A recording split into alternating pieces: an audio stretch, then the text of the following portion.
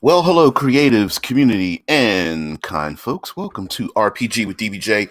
I'm your host, DBJ. Sorry about the delay and the late stream notice and all that kind of stuff. I apologize. My rack fell, and I had to put everything up. As you know, there's a microphone and there's a light on my face and all that good stuff. So, yeah. Hey, RJ, what's going on there, man? Thank you. So the the theme this week has been noir, grimdark, and evil themes. And uh, with today being Third Pillar Thursday, and those that know what Third Pillar Thursday is, you're probably thinking that it might be a little bit difficult to come up with uh, combining the dark and noir and evil themes with the idea of exploration. And you're probably right, but that's the point of the channel. We like to back ourselves into a corner. It's a term that I use often, creatively. In other words, back yourself into a corner. Initially, just like, man, I have zero idea how to get out of this, and then creatively navigate our way through it. For those who don't know, this show is simulcast on Twitch, YouTube, and the audio is punched out to our Discord server. Just join the Discord server, slide down in the boiler room. That's where all the cool kids hang out. And you will know that, the show's unscripted. It's really made better by you guys because you guys are the brilliant ones. And that's how we navigate our way through it. So, for in addition, for those who do not know, earlier this week we have like Monster Monday and Trope Tuesday and World Building Wednesday, where we talked about a lot of these themes and how to introduce them into your world, and how to introduce them to players. So we really want to make sure that it's the for all the talking heads who have tens of thousands of subscribers, and I'm just a small fish in a large pond. You know that their suggestion is the same one I'm going to give now, and that's communication. And the communication doesn't stop, and it doesn't end at a session zero, and it doesn't. It's not a the DM isn't a spoke at the center of a wheel. It is a web connecting with everyone playing the game to be able to have the freedom and to acknowledge the fact, not just implicitly but explicitly, that everyone there is there to have fun, and you don't stand in their way to do so, and to understand about these darker themes. Okay, so going into into today with Third Pillar Thursday. For those who do not know, in Dungeons and Dragons, it actually was coined in Dungeons and Dragons that there's three pillars of the game. The first and second pillar corresponding with combat and social interactions, and the third pillar is about exploration. It's about the environment in which the game takes place. Sometimes it is the physical environment, whether it's out there in the wilderness, rain and storms and mountains and sandstorms and cold weather and under sea realms and things like that. It could also be urban and hand built places, whether they're large cities or ancient crypts and those kind of things. And lastly, for me, a lot of times it's about location, location, location. It is having an environment that at the table has a physical, mechanical effect on what the players are doing. And yeah, of course, wilderness survival and such, but more so than making a couple survival checks, it's knowing that the location you're in, it more likely than not, based on the player character's actions and the adversaries and the world itself being alive, has a mechanical effect in the game. So yeah, it even more than that. But what does that have to do with noir, grimdark, and evil themes? Well, we can in this might seem a little bit high-minded, mind you, but we could go down a path where, yes, in dark evil campaigns, what I explained yesterday, uh, classic noir things where it's always raining, it's always overcast. Uh, the movie Seven is a perfect example of that, where everything seems to be dingy or like filtered through some kind of sepia colored or gray filter or green filter or something, maybe even a blue filter, and what is there? Deep shadows. Every dark alley has someone hiding in it or something like that. And while that may seem a bit meta, I think it fits. Cyberpunk is very much like that, where I remember playing in games when I was in my early 20s, back in the 80s, and you would be in these giant Blade Runner esque arcologies where it would always be brown downing, because it wasn't really rain; it was more moisture dripping from corrugated steel and um, uh, rusted machinery above you, because you'd be living in cities so large you could drive vehicles around them, but they were still hundreds of stories tall above and below you. What's another?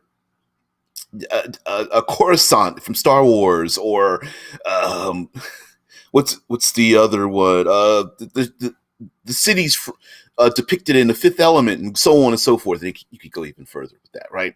Well, um, the same can be said for fantasy realms, right?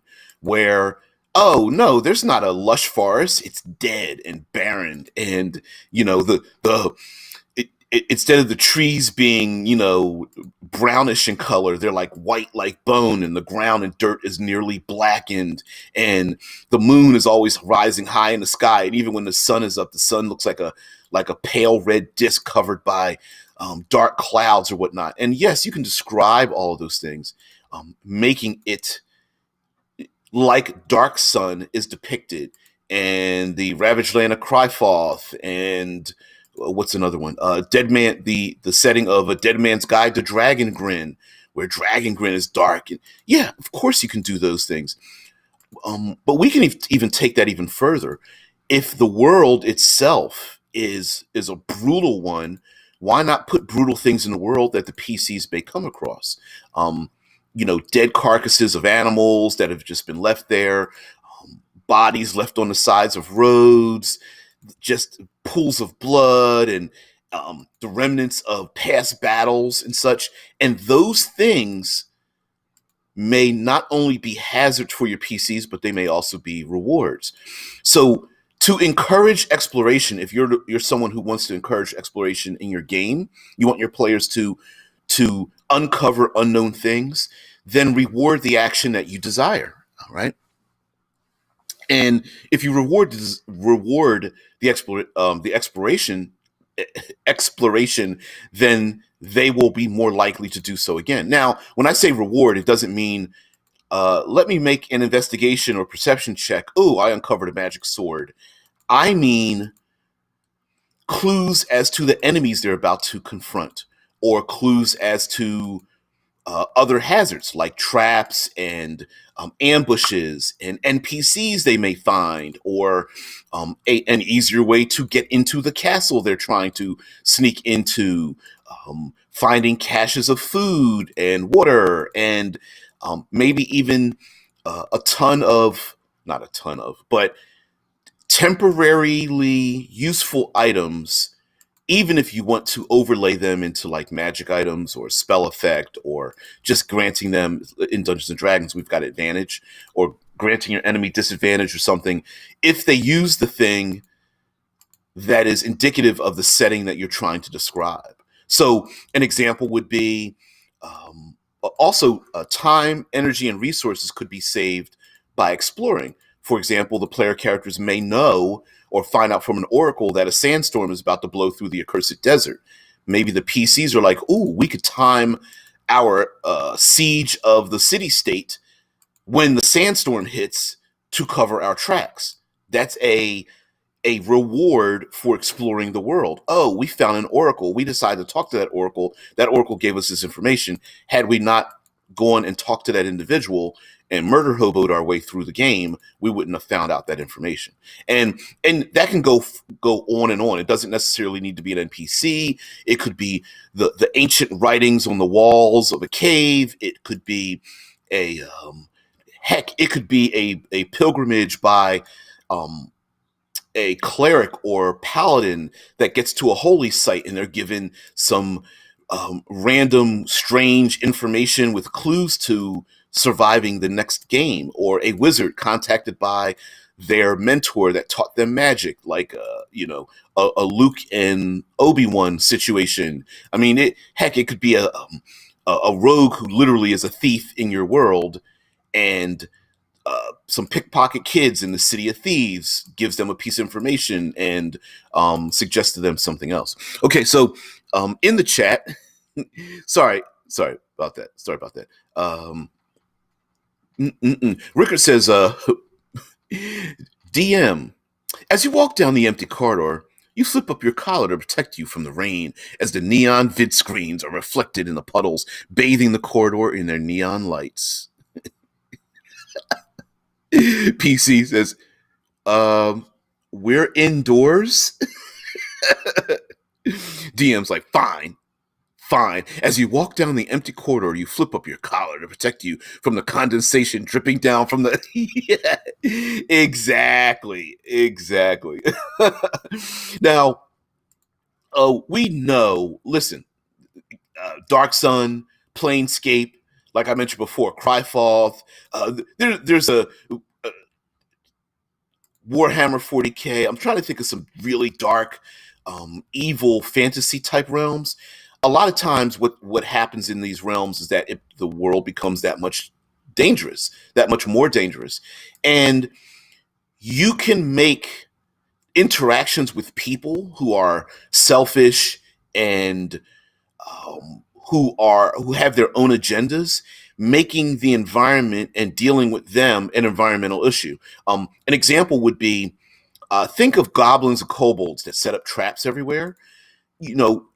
Human beings, because of their paranoia or their jealousies or their hatreds or their desire to achieve some sort of advancement in their life, might be very nosy in, say, an urban environment, watching the PC's every move when they go down dark alleys, trying to sell that information to others that might need it or something. So PCs navigating urban regions with people who are watching their every move, who are, the paranoia of thinking of something behind your neck, and then trap-like regions set up around the city, whether not necessarily because of the PCs, but because of the act of needing to survive in such a place, might be hazardous as well. Go down that dark alley and then you get cut off, or there are tripwires. And what's a really classic thing to protect yourself with? Place a feather on a doorknob. Someone turns the doorknob, feather gets knocked down, somebody did it. How about an empty bottle and you stick it on the same doorknob? Someone tries to twist the doorknob, empty bottle falls and breaks, you're alerted. There is the idea of the magic shop, right? We always think of the magic shop with the classic open the door and it hits the little bell that's above the door. Maybe it's not like that. Maybe it's like, listen, if you've lived in I can't describe how you guys live if you live in a major city, but if you lived on the East Coast, listen, thick ass bulletproof glass is basically in the front of everything. You want to order Kentucky Fried Chicken, you got to order it. You got to speak through a glass window that's got the little banking, like I want to say slit, so that you could put your credit card through it or money, and then on the side you have the turnstile or door flipping food items. So if you lift one door, you can't lift the other side because there's a rod that keeps it protected. So you lift it up, you put your money or whatever in it, you close it down, the other person pulls the rod back, pushes the rod outwards so they can push the door up. They grab your items, they run everything through it, they take your food in it, or it's a turnstile effect. I mean, all those, maybe that magic shop has like a force cage or something, or even an anti-magic room, and they're like, oh, you came into the You want to come into my pawn shop? Yep, everything's behind a wall.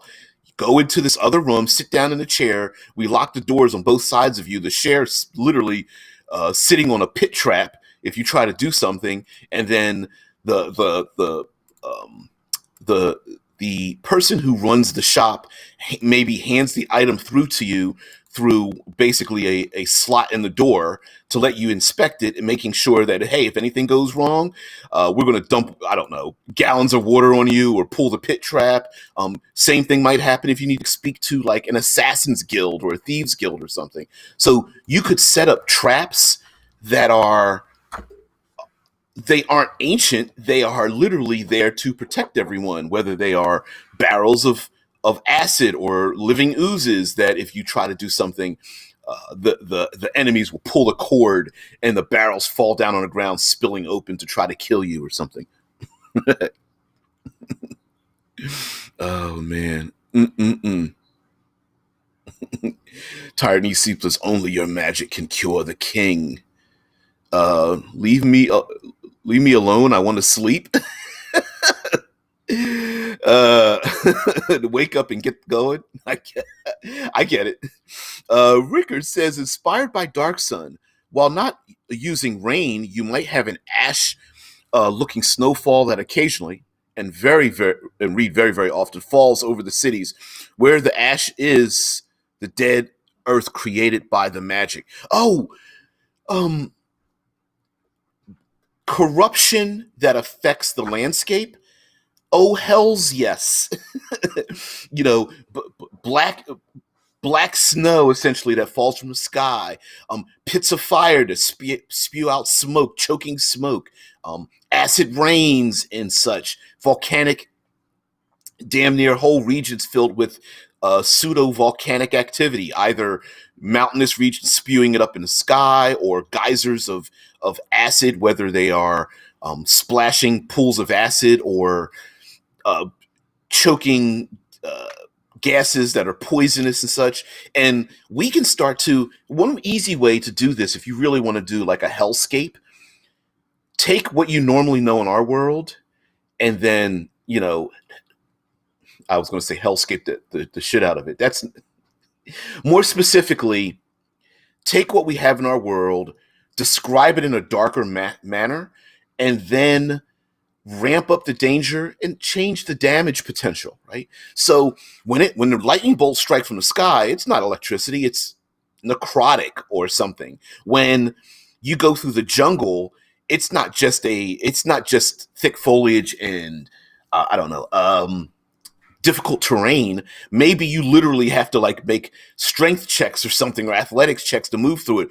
Otherwise, you become restrained in the cloying foliage or something. Or the plants aren't necessarily stat block alive, but there are hazardous things like maybe the plants spew out hypnotic pollen on your skin, or if you go through if you try to brush past certain plants that have sap or something in it, like an aloe plant, you break it open and the ooze gets on you, and maybe predators can smell it really easily. And if you don't get it off of you, those jungle camouflage displacer beasts that I love so much, not jungle camouflage, but the displacer beasts, might be able to sniff you out, and you're the first person to be attacked. It's like tag or something. I mean, you could very easily, going with a hellscape like the surface of Venus or something, especially if you're playing Planescape, or you're literally going into the abyss or the hells. And we've got a number of products out there from various editions of various games that talk about what would hell be like. Well, you could make that a real thing. And, there very well could be far too many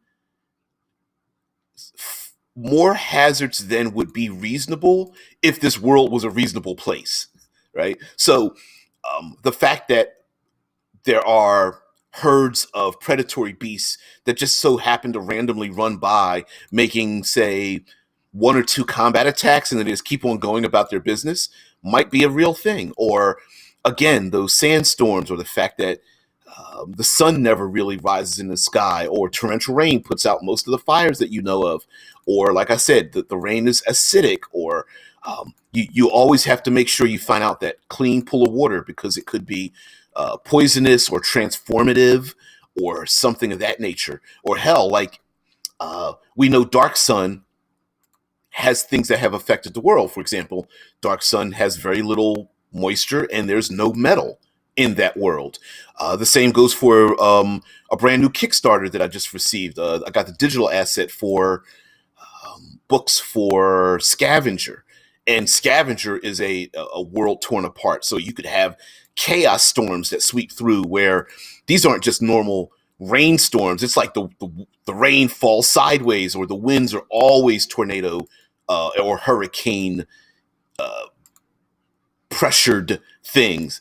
And I've mentioned before, you could just very easily flip through your books, find some spells, and go, yeah, they're not spells, they're just part of the world. And there's a cloud kill, or an insect plague, or what's some other spells? Earthquake spell, or meteor swarm spell, so on and so forth, that just so happens to cover an area that no spell-like effect could ever could. Like a meteor shower happens, and it happens for the next 3 hours, right? Run for cover now. Rickard says to make it more bleak, because you have a constant reminder of how dead the world has become as it slowly falls down and covers the roads with the once rich soil, creating a layer of dead earth. Talking about that ash and the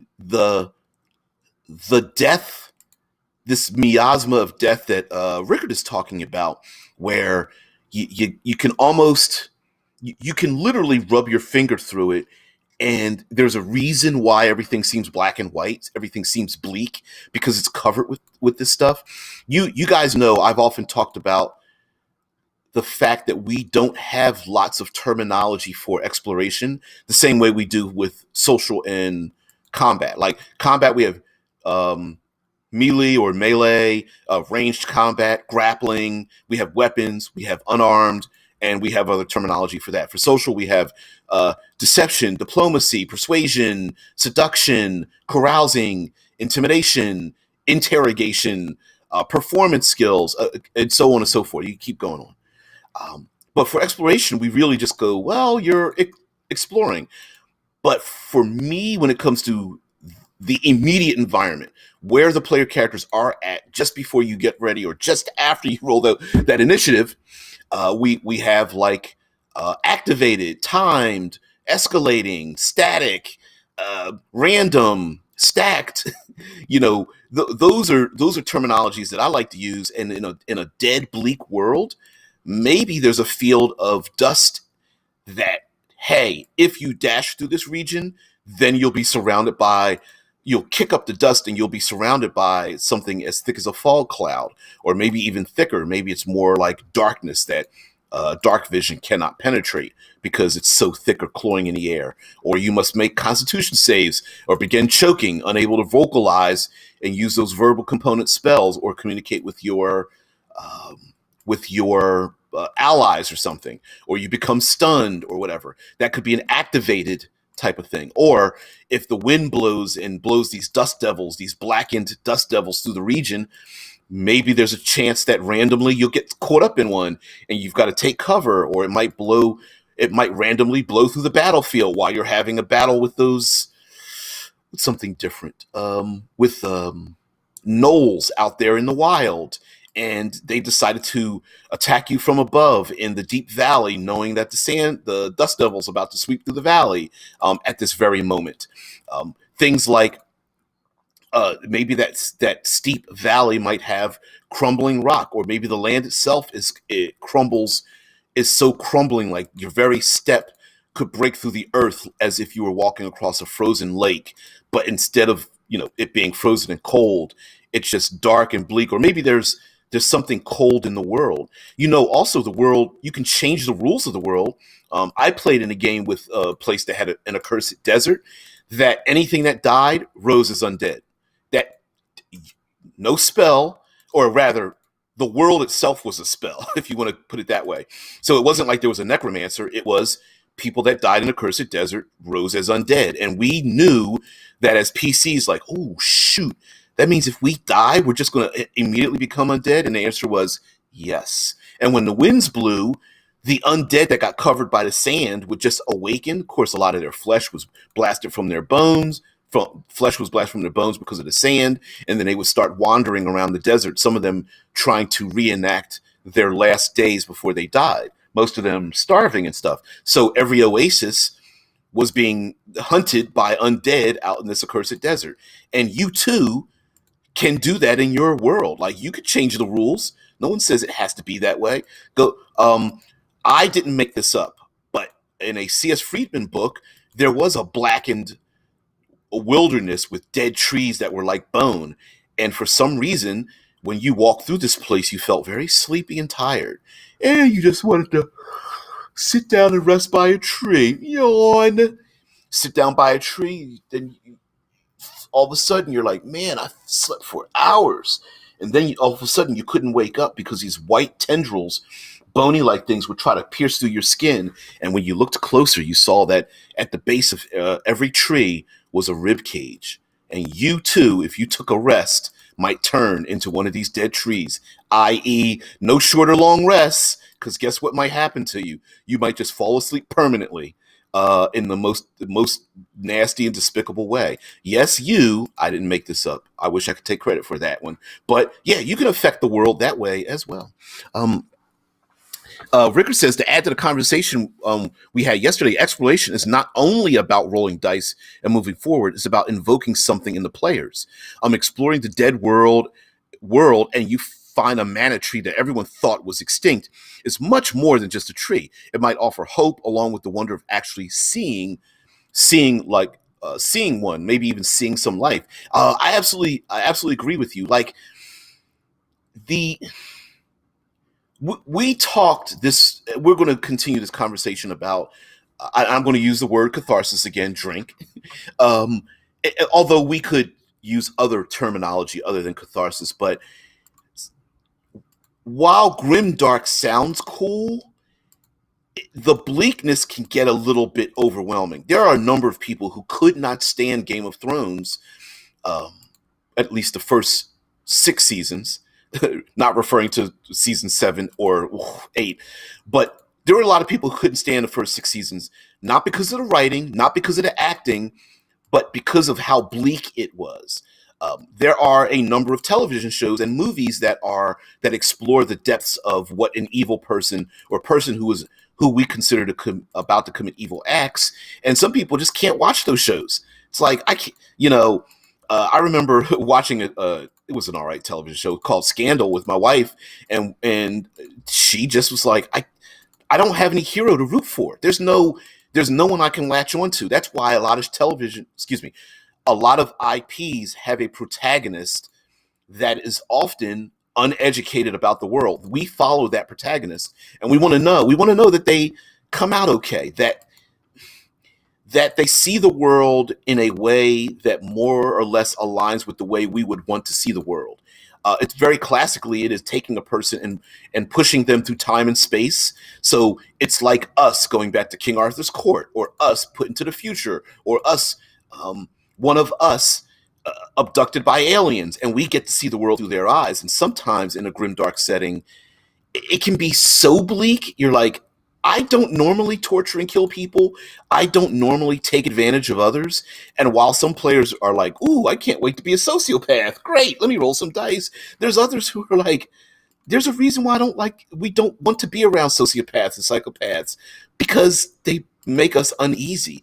And to enjoy that in a game could be pretty daunting. So without hope, without a catharsis, there is an enclave of people who aren't backstabbers. There are let me go for anime. Old classic one, Fist of the North Star. There's a young girl in this dark grim world who has a single seed and trying to cultivate one plant to grow, because the world, all plant life has died, and we're just in a Mad Max world trying to kill each other with automobiles and or martial arts that for some reason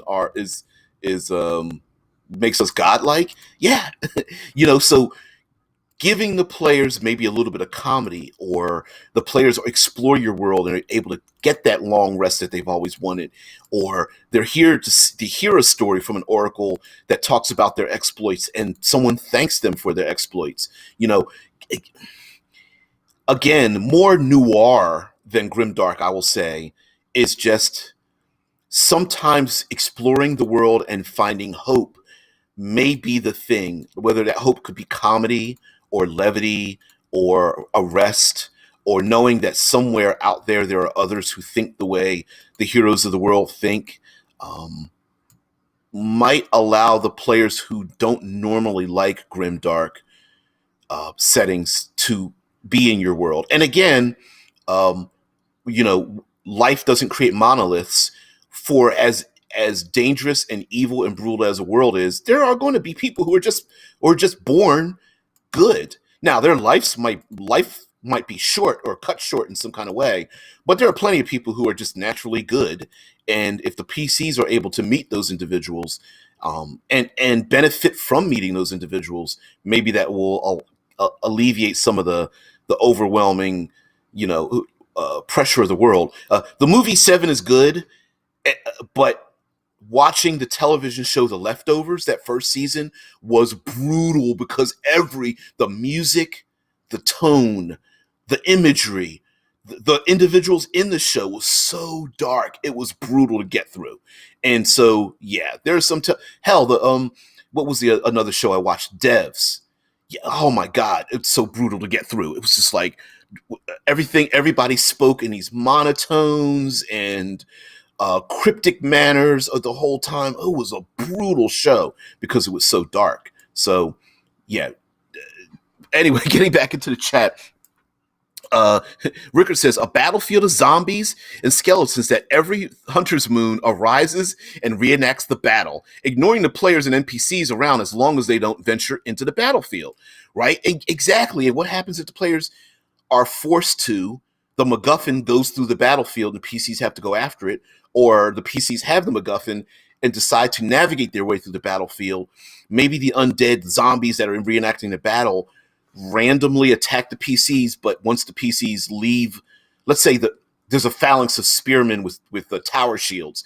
They go after the PCs, but once the PCs break through the phalanx, the undead are like, I'm not going after you. You just happen to be in my way, and goes on. Or maybe there's like constructs from an ancient battle, like Mecca in a dark fantasy world, randomly running around going after enemies, and the PCs are just happen to be enemies, but all they're doing is patrolling an area. Or the classic bloodthirsty monster that's starving, that's chained up to a wall or a pit or something that can't reach the PCs, but maybe that displacer beast, it can attack the PCs, but it can't escape the chain to go after the PCs in this dark world or something. So you could recontextualize a lot of the bad things in the world. Like maybe hellhounds they're just like wolves in your world, or hellhounds. Okay, what are some other hellhounds, wargs, and death's head, or death dogs, whatever they're called. Anyway, a bunch of lupines that gather together and they just run around scavenging. And if the PCs kill, I don't know, the PCs are being hunted, but they can get away from the hunters if they just explore the world, kill a random bison or deer or antelope or something, to drop that behind them, to use that as, because scavengers and hunters will go after the easiest prey. Maybe if they knock one down, they can escape from being hunted in this world where these hunters are always patrolling outside the city states or something. So these are ways to make exploration better, where it's not just kill or be killed all the time. It is, let's creatively solve a situation. Yeah, Rick talked about when I brought up the Fist of the North Star. Like, I hit you with my fist, now your head will explode. Yeah. Pretty interesting look, but yep. Tired Needs Sleep says, does noir always have to involve detectives and investigations? I've always associated that term with old detective stories. Whiskey drinking, yep. Depressed monologues about dames. Yep. Uh, uh, Gurgle, gurgle. She walked into the door. You know, her sensuous body and her eyes, leading into a dark soul. She had me when she said, "Sir, detective, I need you," or whatever. Like, you know what I mean? All the monologues, walking in the rain with the collar up, splash, splash, splash. Like, yeah, we brought that up before. TNS, talking about cyberpunk fits that way, fits into that world. All the John Wick movies are noir. Neon and Rain kind of counts that way. A whole world of assassins in the shadows. It fits. Cyberpunk fits in that way, in that manner as well. Although classic cyberpunk was very investigative, so those stories now the investigation might be hacking and making deep connection or deep dark connections with people you may not be able to trust. But yeah, Rickers, I still say Wick is at best noir-ish. Yeah, it turns out good at the end as well. Although in many ways he is a victim of his own dark acts and impulses, because he's living in a world that's surrounded by people who know who he is and the things he's done. So a lot of times noir characters are created the darkness that's around them, whether it's by choice or through circumstance or something. Rickard says, not really. You can have noir without detectives and investigations, though the hard-boiled genre does live on the same block as noir. It is at times encompassed in noir. Oh, hell yeah. Rickard's like, Blink Dogs? Blink Dogs count. They're good. They're goody goods, although they don't have to be in a in an evil world. But yeah, I think in a noir, um, we mentioned this before. Noir seems very personal in a world the dark world outside tends to be a backdrop, and noir tends to be very privately associated. The Where someone maybe has a terrible loss. Oh, there's a movie called Prisoners. Hugh Jackman and, oh, Jake Gyllenhaal. Uh, Although that is a investigative story, it's about a father whose child gets kidnapped, and he's trying to solve the situation, and that's very dark. Oftentimes in noir as well, the protagonists are on the cusp of doing very dark things, and sometimes doing those dark things, while they may solve the situation, they suffer from the things that they do.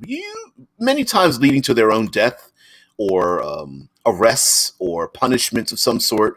But a lot of times it's to do they martyr themselves, right? To do the good thing, I've got to do the evil thing, torturing someone, hunting people down, breaking the law, um, uh, trying to overcome an addiction of some sort. That addiction might be to substances, or an obsession with an individual, or the person, you'll end up seeing in the stories where they want to make a connection with a loved one, but they always ruin it by saying the wrong things, or not being attentive to the care of the important people in their lives, their children or their loved ones, siblings or grandparents or whatever the case may be, and then their life suffers for it. And so I think that is a theme in noir that you it is thematic in role playing games. Very difficult to make those mechanical features, but there are some games that have tried to do that and do a pretty good job at it. There is a game called Wraith the Oblivion that I highly recommend, that is the unsung hero of the White Wolf genre back in the 90s. Wraith the Oblivion was like a fourth or fifth installment in their vampire, mage, werewolf, blah, theme. And that one is pretty good as a dark theme, dark grimdark setting that a lot of people don't delve into. You play a ghost, you play a wraith, a ghost. You're already dead, and you are connected to the world by fetters. And you assign an emotion to your fetter, and to regain something. You have a stat called pathos. You are a creature of emotion, and you create, I love the idea of picking a person, place, or thing you have a connection to. And to gain back your pathos, the points that you spend on your ghostly abilities, you must engage with your fetter or protect your fetter in the real world. And I really like that idea. Just the idea that there's a person, place, or thing that you're attached to as a ghost, and the real world affects it. A classic story to tell in that is an abandoned building the PCs live in, and the city wants to take the place down. Like, kids are having parties in the abandoned building. The city wants to rezone it and knock it down. There's homeless people that live there. A murder happens in the building, and then these various stories happen in and around it. And I like it. I like it a lot. A loved one that knew that you died and they're still wearing your wedding ring, and they want to get remarried, and you're like, hell no. That means you're going to take the wedding ring off, and your loved one takes the wedding ring off, and you're like, no, I want my dice to be better. Anyway, tired need sleep is like, massive cigar, check. Huge revolver, yep, check. Darkness and rain, check. Exactly. Very noir. Ricker says, in a really weird way, most noir stories are kind of cautionary tales. Hell yes. So much so, I think that you could almost build a noir setting just off of, you could extrapolate one out of a cautionary tale in the first place, right? What's the thing? What's a good term? No man is an island, which means that you need to trust. Everyone needs someone to be their ally, right? So then maybe your main character is a loner, and they're loner McLonerston. I don't know. And all they do is run around. I'm alone. I don't need anyone. I go out by myself. And then what happens? Their world is dark and bleak, and everything they see is dark and bleak, and they treat everybody that way until they maybe see someone that they know who is relying on someone else, family, friends, loved one, co-workers, or whatever, and their life is better. And you're like, why is my life terrible? I'm trying to be my own man. I'm going off by myself. How come Sarah's life is better? Well, because she decided to trust in her family, who's like people who are like, hey, I'm here for you. And how many times have we seen a story where the main character is like, hey guys, listen, I know you're from my old military group, and I can't ask you to go along with this. It's gonna be dangerous. It's going to be brutal, and probably we're going to be arrested or get killed. And everyone's like, you had me at, it's going to be dangerous. Come on, dude, let's go. And then they gather all their friends together, and then they complete the story, right? And that's where you get the high point. Maybe that's a thing that happens in the world where, you know what, normally it's dark noir world. I can't trust anybody. PC decides to trust someone. Boom. For some reason, things start to turn in there to become better. Or sometimes the twist is you get backstabbed, but the person that backstabs you should be your best friend, but the backstabbing best friend is like, sorry, I'm giving you this one warning because I'm the one that actually sold you out. So yeah, here's some information. I'm probably going to get killed for even just telling you this in the first place, right? Caius is like, I am the ghost of Noir past. Oh, Lurker, what's going on? Better late than never. What's up there? Although won't be staying around too much longer. Yeah, but Ricker says if they hadn't turned down that paladin's offer of help, they would now be dying in a swamp as they instead of bringing the murderers to justice, they choose to enact vengeance on them. Exactly. Also, with especially noir, maybe not so much grimdark settings, oftentimes your consequences always come back to haunt you.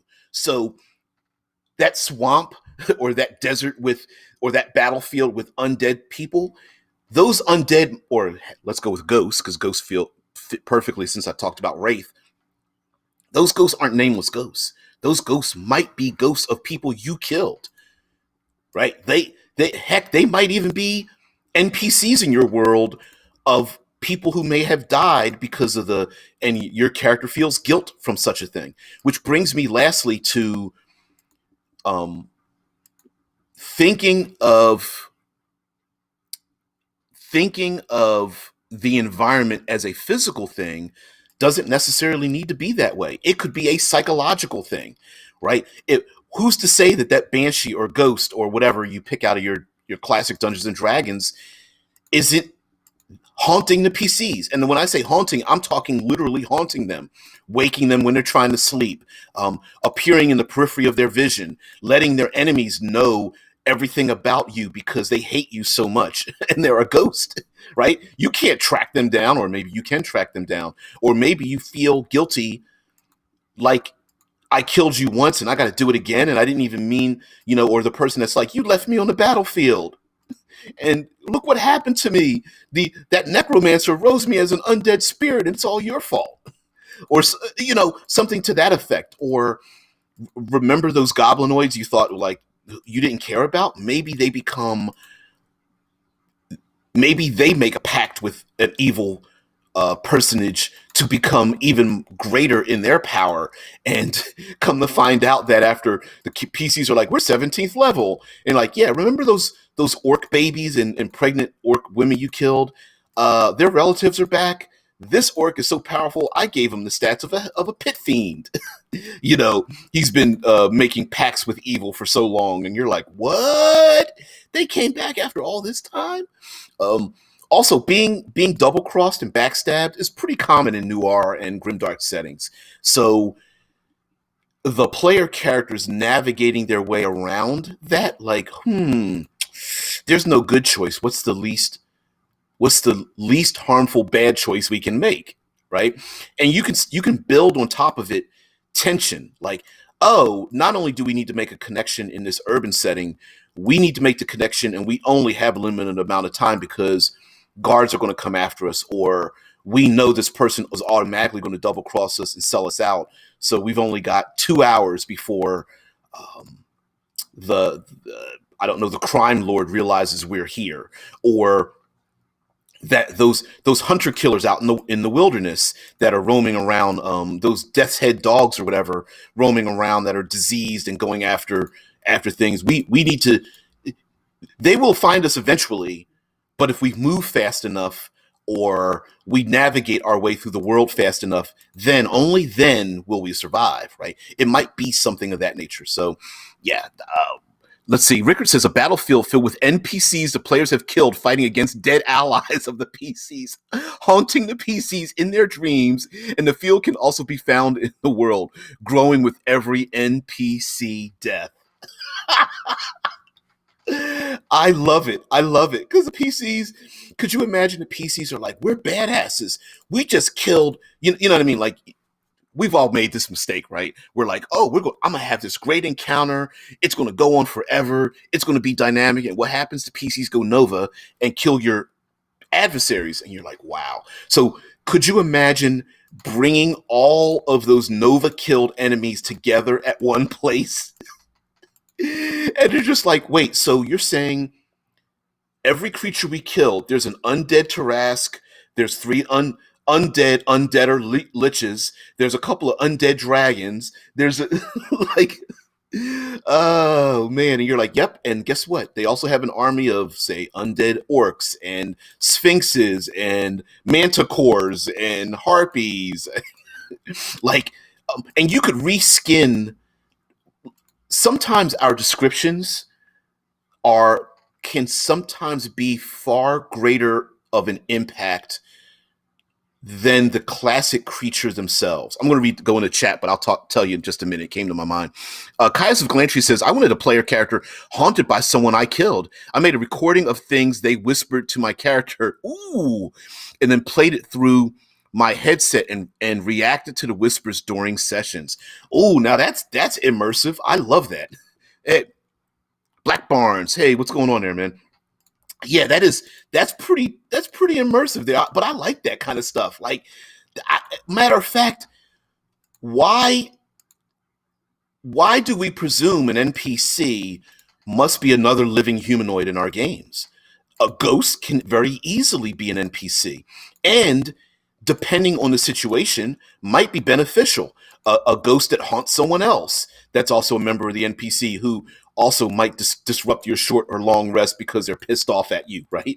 Who's to say that a cleric? We talked about this off camera about how cool it would be for really embracing the idea that if you're a cleric, you worship the gods, and like an outer world being literally comes down to grant your cleric spells, but maybe that cleric is haunted by a ghost that empowers that individual. Or we already have warlocks with patrons. Who says there aren't agents out there? And those agents, the punishment is every time you kill someone, it becomes worse for you. And you're like, but all I'm good at is killing. And they're like, yeah. Conundrum, right? Yeah. Dragons, liches, dragon liches. Yep, absolutely, Lurker. Kaya says, but the other players didn't catch on and it became a distraction, so I dropped it. Oh. Well, listen, you tried, and how interesting would it be to have somebody whispering in your ear and you've got recordings of that? Or even more daunting, you have recordings of when the PCs blasted the hell out of their past adversaries, and you're able to literally bring back that very moment into the game, especially if you're recording the games and you go back like, oh, I'm going to go back 8 sessions, clip a GIF out of it or a recording and then bring it back into the game. That'd be awesome. But yes, another way of describing things is recontextualizing the very nature of things we already have. For example, I brought up harpies. Who's to say the harpies aren't repeating words? The screech of the harpy or a siren or something hypnotic isn't saying the things that your character already feels guilty about in the first place. I know you murdered so-and-so. You're a murderer, blah, blah, blah, like mockingbirds in the trees. Who's to say that mockingbirds in trees, ravens or something, don't say those things randomly because the characters think the world is after them psychologically, right? Hey, character, make a wisdom saving throw. Why? Because you see your dead loved one in the distance, which distracts you. So for 1d4 rounds, you have disadvantage on perception because you're looking around corners looking for a person that you've lost and never been able to find or something. That could be a hazard in your world. Heck, you could even reskin or reflavor a ton of monsters, just making them far more insidious. Ricker says, I always loved the Ghost tea in Exalted. The tea let you see and interact with ghosts. I had a PC concept that was addicted to it. Ooh, and try and find his dead loved ones as he couldn't move on. Navigating through a ghost world while you're in the physical world might be a thing. Hey, I need to speak to a ghost who lets me know about other people in the ghost world, who will then lead me to the person that I find as a ghost, who then I'm on a mission to get that person to get out of purgatory or something. Great. That's a great dark noir type theme because they are both suffering, but they could also be an ally, and that might be a thing. Oh, sorry, Rickard says never got to play that PC. Kaya says, redress the monster. Shambling Mound is a golem of nail clippings and animated by my coven of hags. I wasn't going to go that sick, but yes. Yes. How about reskinning a monster? How about for some reason there are people who walk around and much like the chest burster from Alien, they can rip open their own stomachs, pull out their own intestinal organs, and those intestinal organs are, I don't know, cloakers, or that would be if they ripped off their skin. What's a good intestinal organ monster? Reskin, like a giant python or an ooze or something like that, right? Like you could, like I was saying with the harpies, screaming out your past transgressions or something of that nature. Maybe in this world, shadows aren't demons. Shadows come alive, and a person who commits certain types of evil acts, maybe their shadow commits an act that you didn't intend to commit, but you thought about it. You're like, man, I wish that person was dead. Come to find out they died. Like, who did it? It was you. Well, it wasn't you. It was your shadow that did it. And you're like, what? I didn't want that to happen. And you're like, well, you wished it could. Black Barn says, I've used spirit guides that played NPC before, mostly via like class associations like ex-paladins, druids, rangers, witches, warlocks, and nobles. Oh, yes. Oh, yes. By the way, guys, we've come to the end. Thank you very much for joining me. I have to do a hard stop. I do have yet my third doctor's appointment. Oh, yesterday I had my eyeglass appointment, and yes, it is true. My eyes did get better. It's probably because of the medication, because I am diabetic, and the medication worked wonders on my eyes. That's why you no longer see me wearing glasses. So it's not perfect, but it is better. That's why I can see the chat. Anyway, guys, just as a reminder, this show begins at 6 a.m. my time, EST or EDT. We go about 45 minutes usually. I'm off because I have a doctor's appointment today. So we went an hour, but we go Monday through Friday, and we are a long-form, open discussion, unscripted show. We take a theme, we take that theme, and we talk about it all. We take a subject, we talk about it all week long. We subdivide it by theme. So this week is noir, grimdark, and evil themes. That was our subject matter for this week, and we broke it down each day. So we have Monster Monday, Trope Tuesday, World Building Wednesday, and today, Third Pillar Thursday, which is my favorite. I am, sarcastically, I am the self-appointed third pillarist of the tabletop community, and I am 9 books deep into writing the cinematic environs. They're available on a drive-through RPG. You can please look up reviews of them before even attempting to buy them, which I highly suggest, which is nothing. They're 5th edition aids, and there's a parody with Call of Cthulhu aids in the Miskatonic University about using the environment to make your games better. Basically making the environment another character in your story. It's cool to punch people in the throat. Even better to punch people in the throat while you're fighting on a rope bridge, or in a sandstorm, or in a blizzard, or when an avalanche is about to, fall down on you, or bounce precariously on the side of a cliff, or on a storm-tossed ship, and so on and so forth. And you guys know that I love that kind of stuff, and that's what I'm about. But we're also about engaging with you guys, because this is my role-playing session. This is what we do, as if it is before or after the game. We're sitting around, having drinks, eating pizza, talking about role-playing. So, guys, thank you so much for joining me. Lastly, I will ask for a call to action. I often don't do this, but, like, share, subscribe, follow, whatever, Twitch, YouTube, join the Discord server, all that kind of good stuff. Just spread the word out there. Most recently, lastly, I posted a link in the Absolute Tabletop group. I didn't realize that back in like March this year, on the website for Nerdarchy, they gave me a huge shout out. They were like, "Oh, 5 great YouTube channels," and I was like, I wasn't number one. I happened to be placed at the number 1 position, but it wasn't numbered, and I was just like, "Wow, that's a great shout out." So I really appreciated that from them, and made me feel good, even though I missed it. I wish I'd known back in March that they did that, but yeah, it was really cool. Anyway, guys, everybody take care. Rickard, Black Barnes, please come back later. Lurker came back a little later, but you're always welcome there, Lurk. Love you guys. Thank you so much for making my life better, because otherwise I'd be talking to myself. And I don't like to play with myself. Yes, I do. Guys, have a great one. I'll see you tomorrow for Future Friday.